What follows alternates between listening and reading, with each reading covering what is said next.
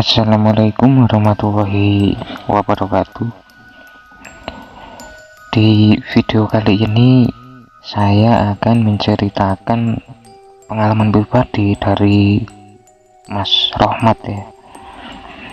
Pada saat dia mendapat teror dari sosok wanita di tempat kerjanya, yang sebenarnya sosok wanita ini ingin memberitahukan sesuatu pada Mas Rohmat soal kejadian masa lalu di tempat kerjanya ini.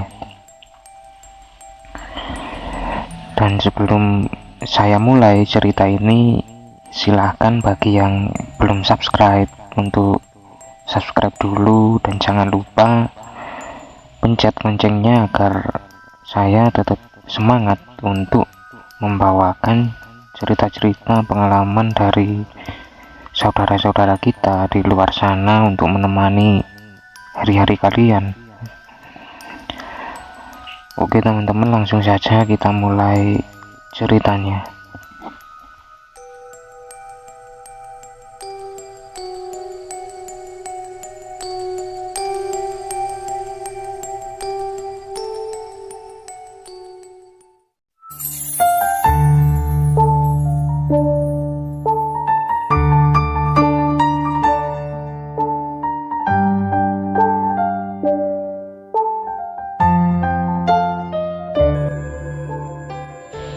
Singkat cerita, pada saat itu Rohmat baru saja lulus SMA, dan karena keluarganya ini gak mampu untuk membiayai kuliah, Rohmat pun memutuskan untuk kerja aja sambil menabung agar bisa melanjutkan pendidikannya. Rohmat bersama beberapa teman sekolahnya akhirnya membuat beberapa surat lamaran pekerjaan untuk kemudian dia sebar di beberapa tempat ya. Selesai menyebarkan lamaran, Rohmat ini sempat galau karena sudah hampir 2 bulan berlalu, nggak ada satupun panggilan untuk interview atau panggilan kerja dari tempat-tempat yang dia kirimi surat lamarannya. Sementara untuk mengisi hari-harinya, Rohmat ini hanya bisa membantu bapaknya untuk mencari rumput pakan ternak ya. Karena memang bapaknya ini bekerja sebagai buruh di sebuah peternakan. Sampai pada suatu hari Rohmat ini bertemu lagi dengan teman sekelasnya saat sedang mencari rumputnya, yang kemudian temannya ini menawarkan ke Rohmat untuk bekerja di sebuah minimarket gak jauh dari kampungnya. Mendengar kabar itu, Rohmat pun kegirangan dan langsung menerima tawaran dari temannya ini, yang kemudian seminggu berlalu setelah pertemuan mereka. Hari itu adalah hari pertama Rohmat kerja di minimarket itu. Setelah mendapat bimbingan dari seniornya, Rohmat pun akhirnya bisa memulai pekerjaan barunya sebagai seorang kasir.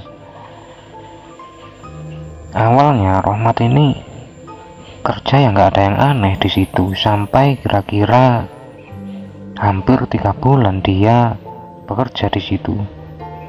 Rohmat sudah mulai hafal dengan beberapa pelanggan yang memang seringkali beli di tempat kerjanya, termasuk seorang gadis pendiam yang setiap hari selalu mampir ke minimarket tempat Rohmat bekerja untuk membeli air putih atau air mineral botolan ya.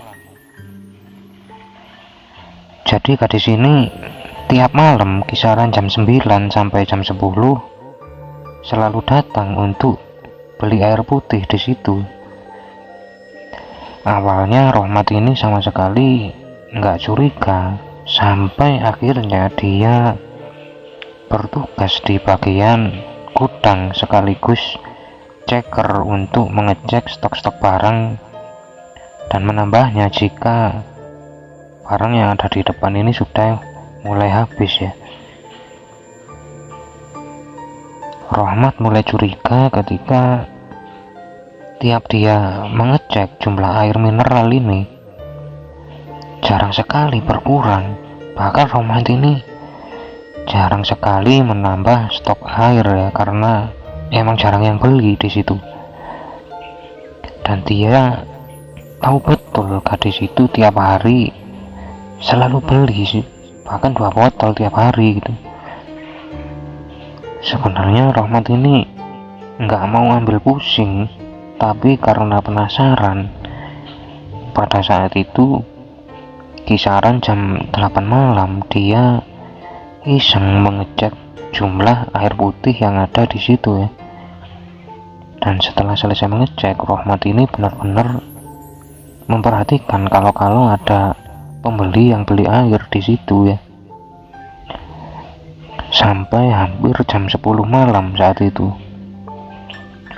Rohmat bisa memastikan kalau nggak ada satupun pembeli yang beli air di situ. Yang kemudian gak lama datanglah gadis ini yang kemudian saat diperhatikan oleh Rohmat, dia seperti biasa, dia ngambil air di situ 2 botol dan selesai mengambil kemudian dia membayar ke kasir dan langsung pergi gitu aja. Setelah gadis ini pergi, Rohmat segera kembali mengecek jumlah air di situ. Dan pada saat itulah Rohmat ini kaget sekali karena ternyata jumlah air di situ masih sama. Rohmat bingung saat itu, loh kok bisa gini ya? Apa aku yang salah hitung gitu? Esok harinya Rohmat pun mencoba untuk mengulangi apa yang dia lakukan, tapi hasilnya tetap sama. Bahkan sampai 3 kali Rohmat mengulanginya, hasilnya masih aja sama kayak gitu. Akhirnya di malam keempat, Rohmat ini memutuskan untuk mengikuti gadis itu ya. Pengen tahu gitu loh, kira-kira gadis ini nih orang mana sih, kok aneh banget gitu. Rohmat pun saat itu menunggu, dan setelah gadis itu datang membeli air seperti biasanya dan kemudian pergi, Rohmat mulai mengikutinya dari belakang ya. Dan pada saat gadis itu belok di sebuah gang di samping minimarket, Rohmat mengikutinya dan tiba-tiba saja gadis itu udah hilang entah kemana. Padahal Rohmat ini cukup dekat ya, jaraknya paling cuma 3-4 meter aja di belakangnya. Mana mungkin bisa lari secepat itu, kalaupun lari ya pasti kedengeran. Disitulah nggak tahu kenapa Rohmat ini tahu-tahu badannya ini lemes dan merinding. Rohmat gak tahu harus ngomong gimana saat itu soal hal ini. Malam itu setelah Rohmat pulang, dia selalu kepikiran dengan apa yang dia alami sebenarnya. Dan siapa juga sosok gadis itu, kok misterius sekali gitu loh. Sampai-sampai Rohmat ini gak bisa tidur nyenyak malam itu. Esok harinya Rohmat sudah lebih tenang dan dia pun bekerja seperti biasa. Hari itu dia ditugaskan sebagai kasir untuk menggantikan temennya yang izin karena sakit ya. Rohmat sebenarnya sudah agak lupa dengan kejadian semalam, tapi ketika malam tiba, kira-kira habis isya, Rohmat ini kaget ternyata gadis itu datang lebih cepat ya. Dan seperti biasa dia mengambil air 2 botol dan langsung membayar di kasir. Dan sejak gadis itu datang, gak tahu kenapa Rohmat ini mencium aroma melati yang sangat pekat, entah dari mana. Seakan aromanya ini udah mengelilingi ruangan di situ. Rohmat saat itu benar-benar merinding dan tegang selama sosok gadis itu ada di situ. Dan pada saat membayar, Rohmat memberanikan diri untuk melihat ke arah gadis itu. Dan disitulah Rohmat ini melihat wajah gadis itu benar-benar hancur, bahkan sampai tengkoraknya ini kelihatan. Rohmat langsung syok saat itu dan kemudian dia pingsan. Pada saat pingsan ini, Rohmat seperti didatangi oleh gadis itu. Jadi dia ini pada saat pingsan ini kayak mimpi ya. Dan Rohmat ini berlari ke arah gudang, sementara gadis itu seperti melayang mengejar Rohmat dalam keadaan yang sangat marah, entah kenapa.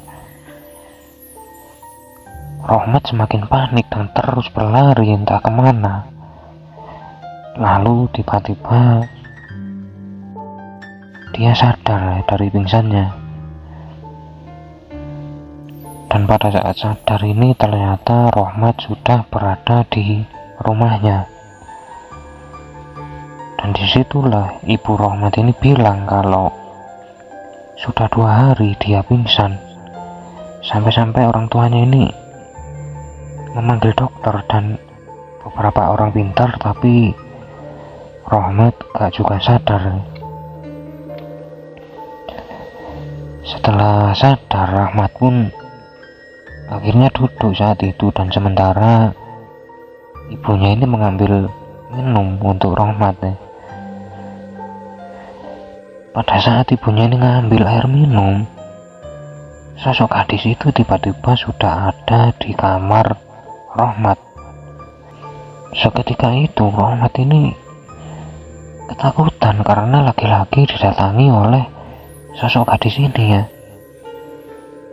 Rohmat mau teriak saat itu, tapi entah kenapa nggak bisa.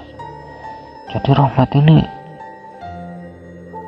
ngerasa tubuhnya ini seperti kaku, sama sekali gak bisa diapa-apain, mulutnya gak bisa ngomong kayak gitu. Sosok gadis ini kemudian mendekat ke arah Rohmat ya, dan saat udah dekat,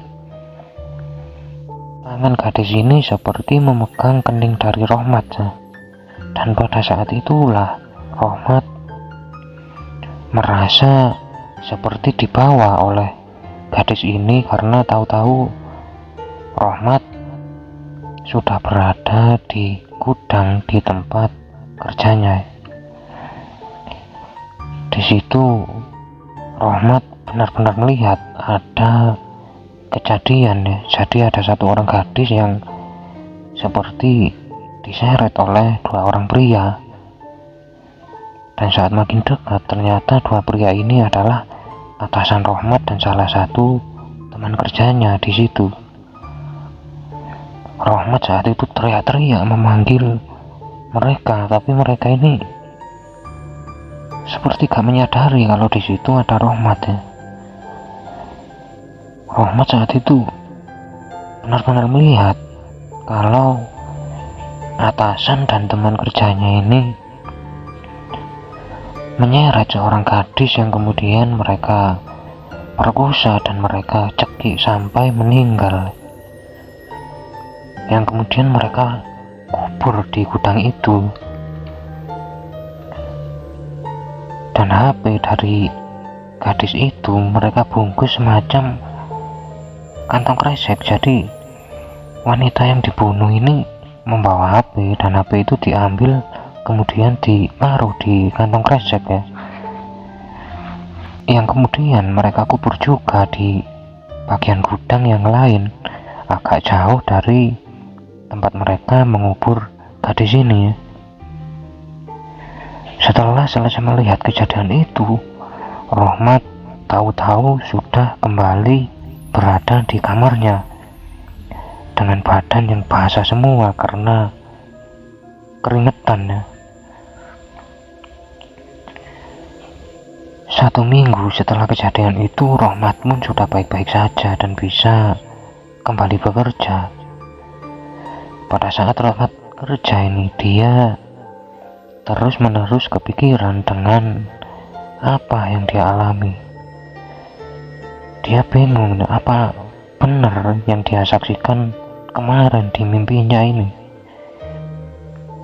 Tapi Rohmat ini gak berani bilang ke siapa-siapa saat itu. Malam pun tiba. Rohmat ini sebenarnya sudah takut ya, karena sebentar lagi sosok gadis itu akan datang lagi dan membeli air minum. Tapi ternyata sampai waktu pulang, sosok gadis ini tidak datang ya. Disitulah Rohmat ini lega dan berharap sudah gak lagi mengalami hal-hal seperti kemarin. Tapi saat Rohmat ini melangkah pulang, di sepanjang jalan dia pulang ini, lagi-lagi dia mencium aroma melati dan mendengar suara seperti suara dari sosok gadis ini yang bilang, tolongin aku mas, kayak gitu. Terus seperti itu sampai Rohmat ini gemeteran sepanjang jalan ya. Malamnya saat Rohmat tidur, lagi-lagi dia mimpi sama seperti kejadian di gudang itu ya.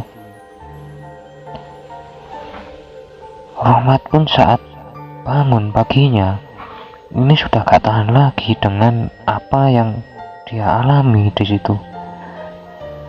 Pagi itu dia memutuskan untuk pamit dari pekerjaannya.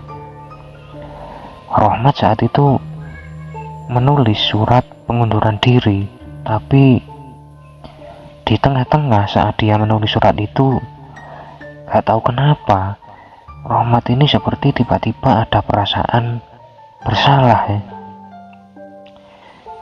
Dada Rohmat ini tiba-tiba sesek dan perih gitu loh, seperti sedang menanggung beban yang sangat berat, entah apa.